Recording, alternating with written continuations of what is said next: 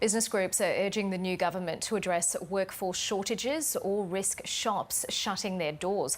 While the unemployment rate is at a record low, many employers can't find staff to fill positions.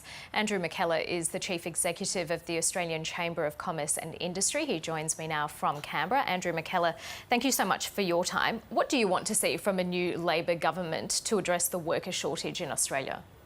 Good morning, Karina. Indeed, look, this is one of the most pressing challenges for business and for the Australian economy at the moment. We have probably the most severe shortage of labour in nearly 50 years. So we would say that the new government needs to be looking at three main things to address that. They need to be investing in skills and vocational education and training. We think they need to be bringing in some policies to address labour force participation, in particular childcare support is one of those priorities. And the third thing that we think they should be doing as well is setting some ambitious targets in terms of skilled migration, so lifting that target up to 200,000 places for the next couple of years to make up for the lost ground that we've had during the course of the pandemic over the past 2 years. At the moment, it's set at about 160,000 people a year. How confident are you that that higher number will be allowed in? Oh, look, we're not confident at all. We think this is a discussion that we have to have with government. It's certainly something that we will be urging the government to take an ambitious approach to. The reality is nothing else is going to shift the needle as quickly as is required for the Australian economy. That is something that will give short-term results. We still need to be doing the long-term things. We need to be investing in skills and training. We need to be introducing measures to boost participation further. But migration absolutely has to be on the table very quickly. More workers will keep wages lower, won't it? No, not necessarily. I think the economic evidence here is that skilled migration doesn't dampen wages. Of course, it feeds back into demand. It creates opportunities.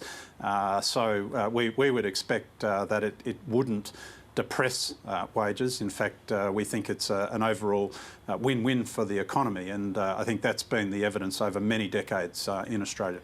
Is the reason you're not confident that Labor will lift the skilled migration cap because you'll get a counter-campaign from the unions? They're calling for the minimum income for temporary skilled visa holders to be lifted dramatically.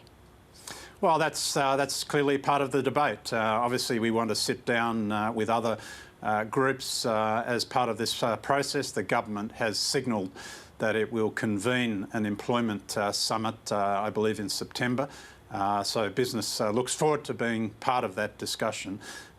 We think we need some clear short-term directions that are going to make a difference, as well as some of the medium and longer-term plans. We want to be part of that dialogue. It should be a very constructive dialogue, but I don't think anybody should be sort of clinging to sort of historical positions on this. I think we've got to look at really what the needs of the Australian economy are now and over the next 1, 2, 3 years. Because in the short term, you mentioned the employment summit, which is scheduled for September.